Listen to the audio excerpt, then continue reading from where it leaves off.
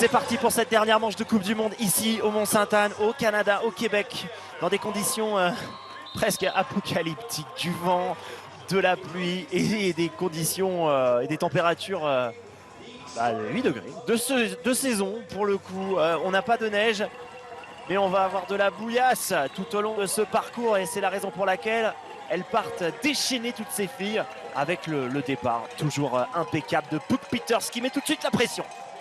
Alors que Loana Lecomte, elle se mène à la bagarre. Elle a crevé Loana. Elle a crevé de la roue arrière. Ah ouais, elle est à plat, Loana Lecomte. Ça va bien encore. Peut-être qu'elle a mis une mousse. Hein. Quoique, j'ai l'impression qu'elle est quand même très très molle. Il y a peut-être une mousse dans la roue ou alors elle n'est pas encore à plat. C'est vrai que des fois, on met des mousses qui sont un petit peu rigides pour vous permettre de rallier la zone technique assez rapidement, même si on est à plat. Alors là, si elle a mis une mousse, elle va quand même garder un peu d'adhérence au niveau de la roue arrière.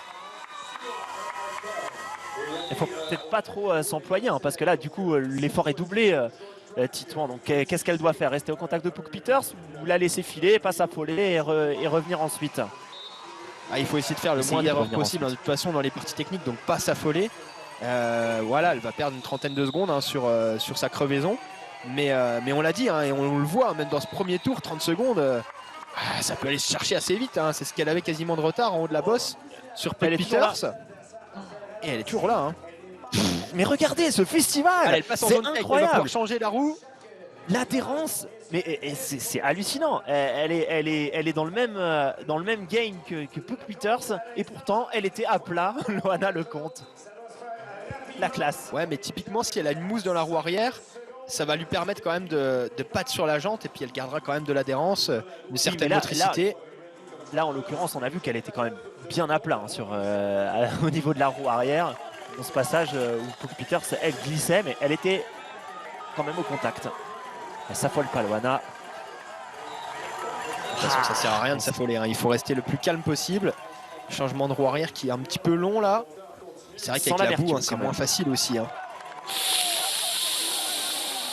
Allez, c'est reparti. Allez, Loana.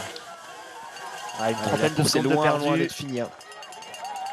On va lui donner une petite aide à la championne de France. C'est reparti pour Loana qui a crevé dans le premier tour et qui va maintenant tenter de revenir sur Puck Peters. Techniquement, c'est la plus forte pour l'instant, la française. Puck Peters, elle, fait voilà, des premiers pas entre guillemets en cyclocross aujourd'hui avec beaucoup de portage. Mais elle est devant après 17 minutes de course. Loana Lecomte à 11 secondes de Puck Peters après 35 minutes de course entre les deux filles. Jenny Rizvet, l'ex-championne olympique, qui retrouve de sacrées sensations en cette fin de saison. Loana, elle a crevé, hein, on vous le rappelle si vous nous rejoignez. Elle a crevé dans le premier tour, mais elle est en train de nous faire un festival technique. Là où ses concurrentes pêchent, notamment dans le Pierrier, elle fait tout sur le vélo. Là, ça passe aussi. Ouais. À chaque fois, elle se fait remuer. Hein. Avec une pédale décrochée hein, quand même hein, pour Puck Peters. Ouais. Allez, ces passerelles là, attention, voilà, c'est bien négocié. Jenny Rizvet aussi. Elle est où, Loana? Encore une elle erreur. a mis du temps. Hein. Elle a mis du temps. C'est bon, elle est là, la française. On sent que. Il faut pas s'énerver. Il reste du temps hein, quand même. Il reste du temps. La descente est encore longue. Alors certes là, Puck Peters, elle va faire un peu bouchon. Mais ça va être compliqué de la doubler. Hein. Donc elle le sait, Loana Lecomte. Ça sert à rien d'essayer de s'énerver absolument. Elle sait qu'elle peut boucher 5 secondes en 30 mètres de descente. Elle se rattrape bien encore là. La maîtrise de la championne de France. On le voit. Hein. Là, il y a Yolande Danef, l'une des meilleures techniciennes du peloton. Elle aussi obligée de faire du portage. Je pense que mais Loana Lecomte. Mais Loana Lecomte, on l'a vu. Hein, elle joue beaucoup avec je pense ses lombaires, avec les hanches, elle écarte beaucoup la basse partie du corps pour rester bien stable. Et je pense que c'est peut-être l'une des manches à montrer dans les écoles de vélo, où sur des parties extrêmement glissantes, Loana, elle reste sur sa machine. Ouais, Allez, Loana bien s'accrocher là, cette petite montée qui va peut-être, si elle nous refait un beau passage, qui va peut-être lui permettre de reprendre encore quelques précieuses secondes d'avance. Allez là, les deux sont à pied. Il y a eu Sabrina Joly hein, qui a gagné 3 fois ici. Bien sûr. Mais pas en X2, mais pas en cross-country. Sabrina qu'on salue. Allez, Loana Lecomte. Elle est toujours aussi lucide. Encore un magnifique passage pour la Française. Là. Après 1h03 de course, la pilote du Team Canyon Collectif qui a pris une belle option sur ses concurrentes directes, Jenny Risvet et Puck Peters. Allez, c'est le dernier tour pour la Française, la championne de France, qui va donc maintenant être poussée par le public. Elle possède un petit matelas d'avance, 29 secondes sur Jenny Risvet. Elle a grappillé des secondes, la Suédoise. Et derrière, Puck Peters est en train de perdre beaucoup de terrain. Elle est troisième à 55 secondes. Une nouvelle victoire peut-être en Coupe du Monde pour la Française, la deuxième cette année. Il reste une descente technique hein, quand même. Hein. Il reste une belle descente technique. Quelle classe, Titouan, de la part de Puck Peters. Elle pourrait vraiment se dire, bon bah voilà, maintenant, c'est bon quoi, j'ai fait le boulot tout au long de la saison. Bah non, elle engage encore. Ouais, et puis elle est jeune, mais elle a quand même déjà cette mentalité de gagneuse. Ouais. Elle va se bagarrer jusqu'au bout hein, pour aller chercher ce dernier podium. Mais tout comme Yolanda Neff, hein, Liseré championne du monde hein, sur les manches. Ça trompe pas, ça vous place quand même une athlète. Allez, c'est pas fini. Loana Lecomte qui a quand même repris une dizaine de secondes d'avance hein, sur une Jenny Risvet qu'on sentait à l'arracher dans la montée avec un braquet énorme. Jenny, là, elle a mis ses tripes sur la piste. On va avoir un gros final hein, pour la troisième marche du podium. Loana, elle va pouvoir commencer à savourer. Ouais, ça y est, elle a fait le plus dur. Hein. Elle a fait le plus dur, Loana. Ça y est, le public de Mont-Sainte-Anne va pouvoir commencer à donner de la voix, à faire monter un petit peu plus les décibels pour accueillir la championne de France. La première victoire d'une Française dans quelques instants.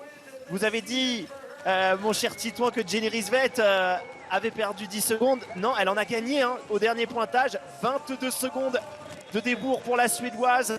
Mais Loana Lecomte a quasi maintenant course gagnée.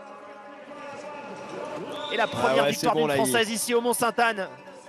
Ça n'est jamais arrivé dans l'histoire de la Coupe du Monde. Il lui reste quasiment plus rien. Elle peut savourer. Loana Lecomte. Elle va aller s'imposer à Mont-Sainte-Anne. Elle le sait. Allez, le petit passage là. Après, elle va redescendre. Elle va longer les stands. Elle va pouvoir checker ses coachs, ses mécaniciens. Et profiter de l'arrivée. Elle qui va aller s'imposer sur cette finale de Coupe du Monde. Quoi de mieux hein, pour une championne de la 30 de Loana Lecomte que de terminer une saison avec une victoire ici dans l'une des mecs du VTT. La championne de France qui va se payer une deuxième victoire en Coupe du Monde cette saison, une 9e dans sa jeune carrière. Et une première victoire pour une Française ici au Mont-Sainte-Anne. Allez, elle va aller débloquer le compteur des Françaises sur les Coupes du Monde de Mont-Sainte-Anne. Même si Pauline Ferrand-Prévot était devenue championne du monde sur ce site de Mont-Sainte-Anne en 2019, c'est bien elle, la championne de France, qui va aller clore cette saison 2023 par une victoire de prestige sur un circuit de prestige ici au Mont-Sainte-Anne, au Québec, au Canada. Ça y est, c'est fait. Loana Lecomte rentre dans l'histoire ici au Mont-Sainte-Anne. Première Française à lever les bras. La pilote du Team Canyon Collective qui va s'imposer devant Jenny Risvet et sans doute Puck Peters, puisqu'elle a repris du temps. Puck Peters, la néerlandaise sur Yolanda Neff. Quelle classe à cette dame. Ex-championne olympique, Jenny Risvet qui termine deuxième. Ah ouais, qui nous aura fait une course super solide, Jenny Risvet. À l'expérience, elle ne s'est jamais affolée. Elle nous a fait des super beaux passages techniques. Et elle vient chercher son meilleur résultat de la saison sur cette finale. La Suédoise, chapeau, Jenny Risvet. Alors qu'on va voir qui va se présenter hein, pour la troisième marche du podium. Ah, Pook Peters, hein. Pook Peters, hein, elle avait récupéré 15 secondes sur Yolanda Neff. Yolanda pour l'instant 4e, Martina Bertha 5e. Et on retiendra, on retiendra de cette saison que la grande patronne, c'était elle, Pook Peters, qui remporte le général de la Coupe du Monde. La néerlandaise qui met un point d'honneur tout de même à terminer cette Coupe du Monde à la 3e place.